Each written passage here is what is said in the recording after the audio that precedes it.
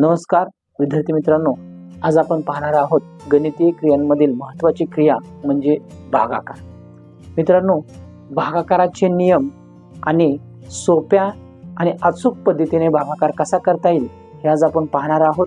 तर प्रथम आपण भागाकारांचे नियम काय आहेत ते पाहूया. आपण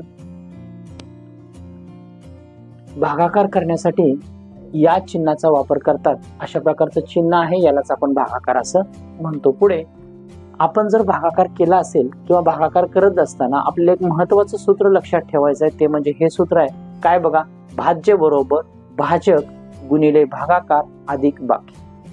आपण ज्यावेळी भागाकार पूर्ण करतो त्यावेळी तो भागाकार आपला बरोबर आहे किंवा चुकीचा आहे याचा पडताळा घ्यायचा असेल तर या सूत्राचा उपयोग आपण करू शकतो. आणि ह्या दोन्ही बाजू जर बरोबर आल्या तर आपला भागाकार बरोबर आहे असं आपण म्हणू. म्हणजेच बरोबर चिन्हाच्या दोन्ही बाजूला संख्या आल्या तर म्हणायचं आपलं उत्तर बरोबर आहे किंवा केलेली भागाकाराची क्रिया बरोबर आहे आणि उत्तर आपलं बरोबर आहे. पुढे आता याच्यामध्ये भाज्य कशाला म्हणायचं, भाज्य कशाला म्हणायचं, भागाकार कशाला म्हणायचं आणि बाकी कशाला म्हणायचे बघूया आपण. भाजक म्हणजे ज्या संख्येने भागायचे आहे, ज्या संख्येने आपण एखाद्या दुसऱ्या संख्येला भागणार आहोत त्या संख्येला काय म्हणायचं, भाजक. आणि पुढे भाज्य म्हणजे काय, ज्या संख्येला भागायचं आहे, आपण ज्या संख्येला भागणार आहोत ती संख्या म्हणजे भाज्य असेल. पुढे भागाकार म्हणजे मिळालेलं उत्तर आणि बाकी म्हणजे भाग दिल्यानंतर शिल्लक राहिलेली जी असेल आहे की नाही त्याला आपण म्हणायचं बाकी असं म्हणतो. तर आता आपण काय करूया, त्याच्यावरची काही उदाहरणं घेऊया आणि त्याच्यामध्ये ह्या तुम्हाला भाज्य, भाजक, भागाकार आणि बाकी या गोष्टी मी दाखवून देतो आणि भागाकार कशा पद्धतीने करायचा आहे ते आपण उदाहरणातून पाहूया. उदाहरण क्रमांक 1 बघा, 650 भागिले 4. 650 भागिले 4 हे उदाहरण पाहणार आहोत. पहिल्यांदा काय दिले बघा, 650 म्हणून काय करायचं, अगोदर आपण 650 लिहून घ्यायचं. नंतर काय बघा, भागाकार आहे म्हणून काय करायचं, आपण असं भागाकाराचं चिन्ह द्यायचं, भागिले किती 4 म्हणून 4. म्हणजे आपण काय करणार आहोत बघा, 4 या संख्येने 650 ला भागणार आहोत. मग याला म्हणायचं भाजक, याला म्हणायचं भाजक आणि या संख्येला म्हणायचं भाज्य. भाज्य आणि जे वरती येणार आहे तो आपला असणार आहे भागाकार. भागाकार आणि सगळ्यात शेवटी जे येईल ते आपली बाकी असेल. बघूया भागाकार आणि बाकी काय आहे ते. बघा इथे किती आहे, 4 आहे. 4 ने भागायचं आहे. मग ज्या संख्येने आपण भागणार आहोत त्या संख्येला आपण भाजक म्हणतो. अगोदर त्याचा आपल्याला पाडा येत असणं गरजेचं आहे. मित्रांनो, पाडे कसे तयार करायचे याची एक शॉर्ट आपण आपल्या चॅनलवरती अपलोड केलेली आहे. अधिक माहितीसाठी ते तुम्ही पाहू शकता. पाडे तयार करण्यासाठी किंवा पाडे पाठ करण्याची कोणतीही आवश्यकता नाही. जर तुम्हाला 0 पासून 9 पर्यंतचे अंक येत असतील तर तुम्हाला सगळे पाडे तयार करता येतात. तुम्ही ते शॉर्ट पाहू शकता, त्याच्यावर तुमच्या लक्षात येईल. तर या ठिकाणी आपल्याला 4चा पाडा लिहायचा आहे. तर 4चा पाडा बघा, मग लिहूया आपण.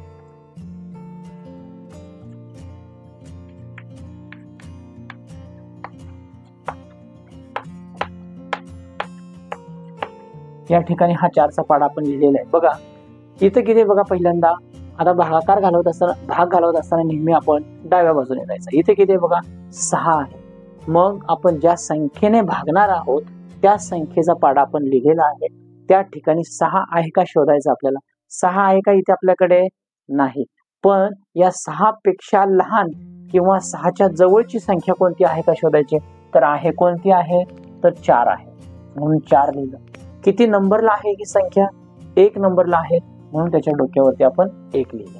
मग आता बघा यांची वजाबाकी करायची. 6 वजा 4 2 राहील. आता पुढे 4 पेक्षा हा अंक लहान आला म्हणजे आता पुढे असणारा अंक आपल्याला पुढे इथं घ्यायचा. म्हणजेच काय येईल बघा, हा अंक खाली येईल म्हणजे काय येईल 25 आहे. हा 5 आला म्हणजे 25 झाले. आता 4च्या पाड्यामध्ये 25 आहेत का शोधायचे. जर नसतील तर या 25 पेक्षा कमी असणारी किंवा 25च्या जवळची संख्या शोधायची. बघू या ठिकाणी, तर या ठिकाणी आहे 24 आहे. किती आहे 24 लिहा, वजा किती नंबरला आहे 1 2 3 4 5 6 4 सकट 24 आहे की नाही, म्हणजे 6 नंबरला आहे म्हणून आपण इथं वरती 6 लिहिलं. यांची वजाबाकी करूया. 5 मधून 4 गेले, 1 राहिला 0. पुढे 4 पेक्षा ही संख्या लहान आली, पुढे काय अंक आहेत असतील तर आपण खाली घ्यायचे तसेच. म्हणजे आता बघा हा अंक आहे म्हणून आपण इथे घेतला 0. आता किती झाले 10. पुन्हा तीच क्रिया करायची. 4च्या पाड्यामध्ये 10 आहे का शोधायचं आहे. नसेल तर 10 पेक्षा लहान किंवा 10च्या जवळची एकदम संख्या आपल्याला शोधायची. कोणती आहे तर 10 पेक्षा लहान आणि जवळची संख्या ही 8 आहे म्हणून इथं काही 8 येईल. इथे येईल आपलं 2. उत्तर 2 आलं. म्हणजे हा भाग 4 दोन्ही 8, 4 दोन्ही 8 आलं. म्हणजे भागाकार हा 162 आला आणि बाकी आपली 2 आली. आपण उत्तर पॉइंट मध्ये काढणार नाही म्हणून आहे अशीच बाकी ठेवली. आपली बाकी 0 आलेली नाही. काय करूया आता, हे जे उदाहरण सोडवलेलं आहे हे या उदाहरणाचा आपण एक पडताळा घेऊया की आपण सोडवलेलं उदाहरण बरोबर आहे का. बघा सूत्र मग काय आपलं,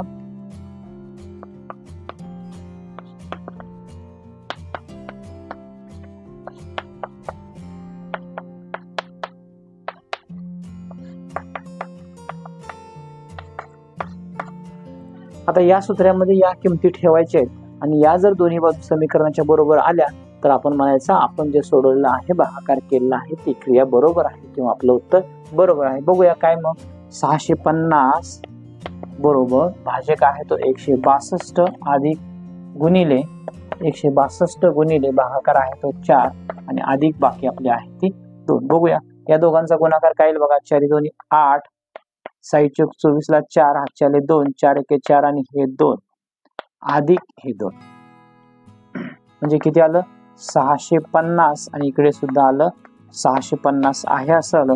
मग या ठिकाणी दोन्ही बाजू कशा आहेत सारख्या आहेत आपल्या. म्हणजेच याचा अर्थ आपण ही जी क्रिया केलेली आहे ही क्रिया बरोबर आहे आणि आपलं उत्तर बरोबर आहे. यानंतर आपण उदाहरण क्रमांक 2 बघूया. काय उदाहरण क्रमांक 2, 495 जसं आहे तसं लिहायचं आहे. पुढे भागाकाराचं चिन्ह आहे म्हणून भागाकाराचं चिन्ह दिलं. इथे 4 आहे म्हणून 4 आपण 4 ने भाग घालवणार आहोत. इथे काय केलं होतं आपण, बाकी 2 आली होती म्हणजे बाकी 0 आपण आणलीच नाही, पण या ठिकाणी आपण बाकी 0 आणणार आहे म्हणजे निशेष भाग घालवणार आहे. बघूया पॉइंट मध्ये उत्तर आपल्याला काढायचं आहे. काय तर बघू, दशांश चिन्हापर्यंत आपल्याला जायचं आहे. दशांश चिन्ह आलं तरी उत्तर चालेल, आपल्याला पॉइंट मध्ये उत्तर आलं तरी चालेल. काय बघा 4 एके 4, 4चा पाढ आपल्याला लिहायचा अगोदरच लिहिलेला आहे. पुढे जाऊ, इथे 4 ने भागायचं, इथे किती 4 आहे.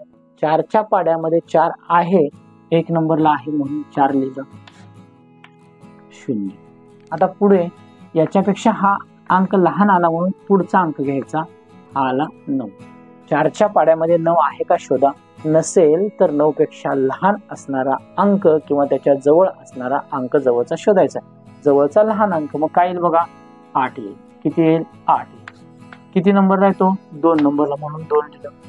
पुढे या दोघांची वजाबाकी करा, 1 आली म्हणजे पुन्हा 4 पेक्षा हा अंक कसा आला लहान आला.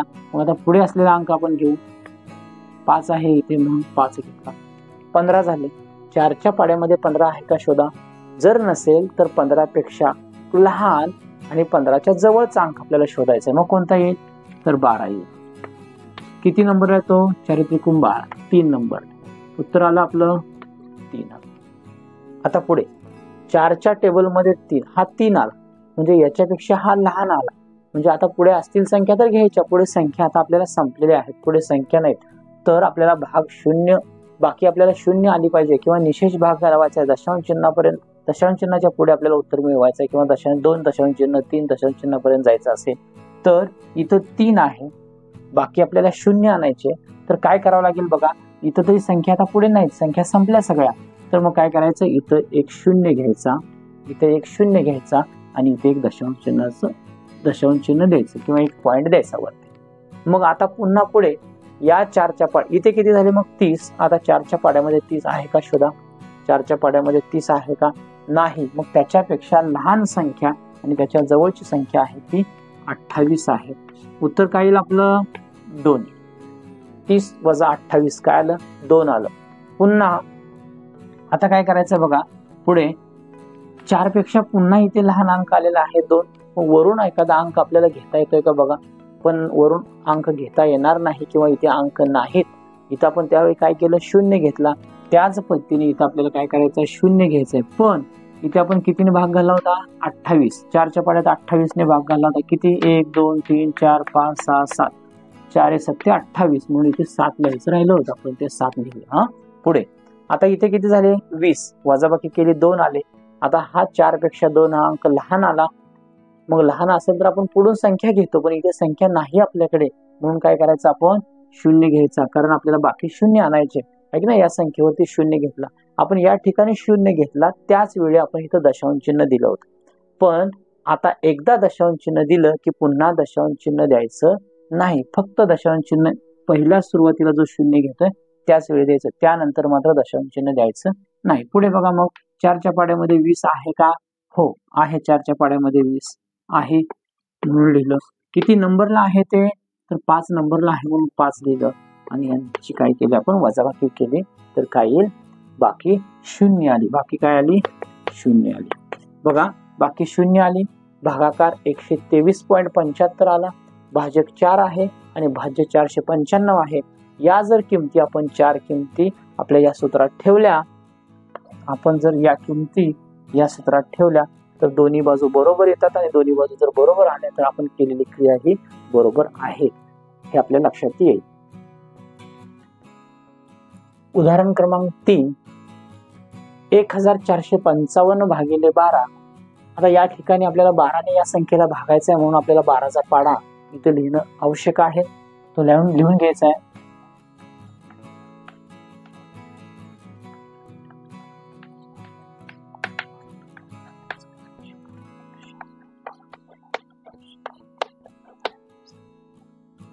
तर मित्रांनो बघा, जी संख्या दिलेली आहे ती संख्या सुरुवातीला लिहूया आपण. 1455 भागिले किती आहे 12ने भागायचं आहे म्हणून 12.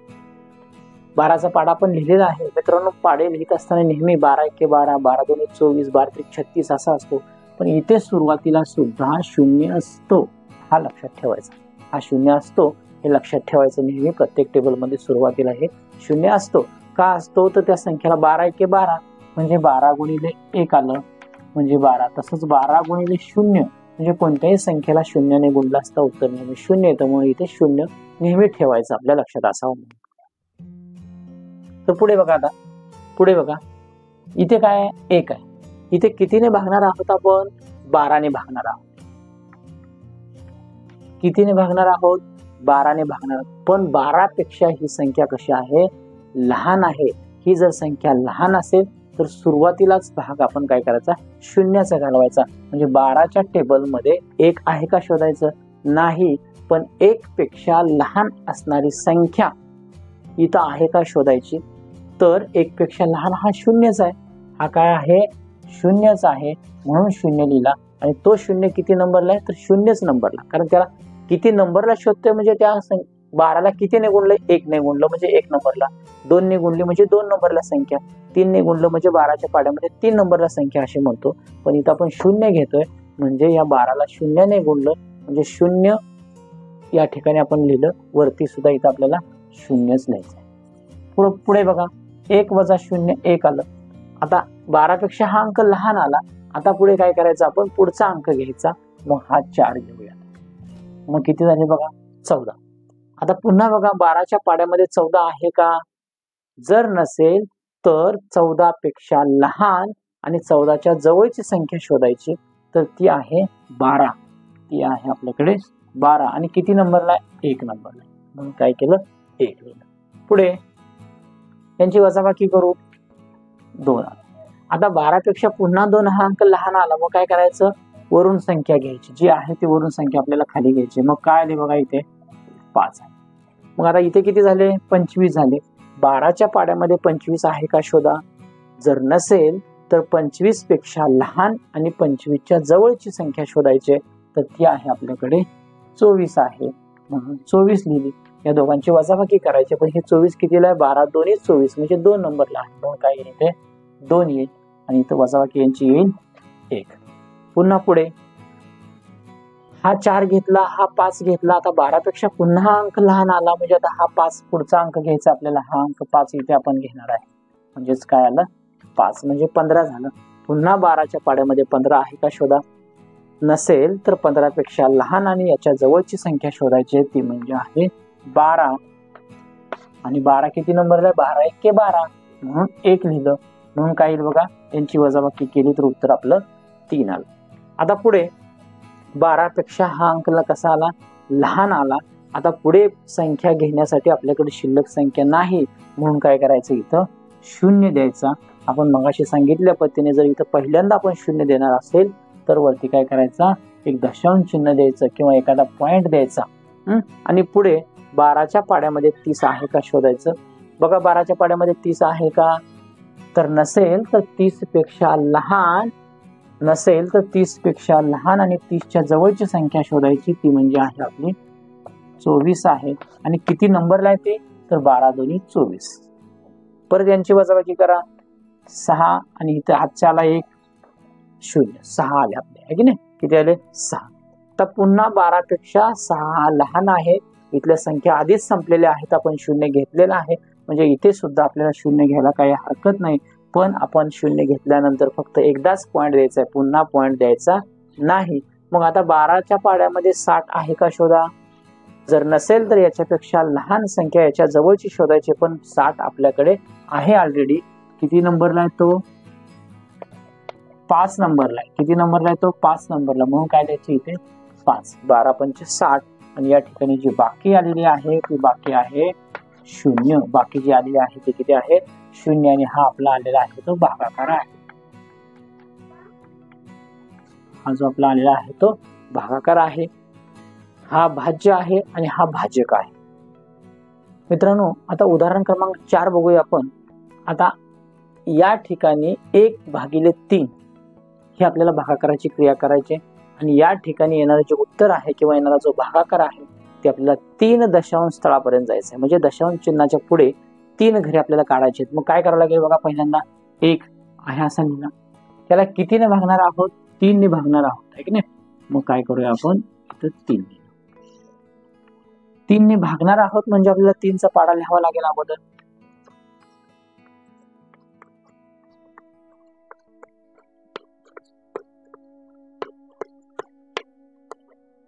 ठीक आहे, 3चा पाडा लिहिला आपण. आता बघा 3 पेक्षा ही संख्या कशी आहे, लहान आहे. जर आपण लहान असेल तर काय करत होतो बघा, इथं आपण लिहून ठेवलेलंच होतं 3 गुणिले 0, 3 गुणिले 0 बरोबर 0, 3 गुणिले 1 बरोबर 3, 3 गुणिले 2 म्हणजे 3 2 6, 3 0 0, 3 1 3, 3 2 6. अशा पद्धतीने हा आपला पाडा आहे 3चा. इथे ही संख्या याच्यापेक्षा लहान असेल तर आपण भाग नेहमी 0चा घालवतो आणि वरती सुद्धा 0 लिहितो आणि परत आपण यांची वजाबाकी करतो. पुढे याच्यापेक्षा हा लहान अंक आहे म्हणून इथला अंक पुढचा आपण घेतो, पण इथे आपल्याकडे अंक नाही, वरून अंक घेण्यासाठी आपल्याकडे नाही, म्हणून आपण याच्यावरती काय करूया, 0 दिला. याच्यावरती 1 0 दिला म्हणजे काय करतो आपण, इथे एक पॉइंट देतो. इथे एक आपण काय करतो, पॉइंट देतो. म्हणजे काय येईल बघा, मग 3च्या पाड्यामध्ये 10 आहे का, तर 10 पेक्षा लहान संख्या आहे आपल्याकडे काय 9 आहे. म्हणून काय करू आपण 9 लिहिलं आणि ते किती नंबरला आहे, 3 नंबरला. मग यांची वजाबाकी केली काय येईल बघा, तर 0 1.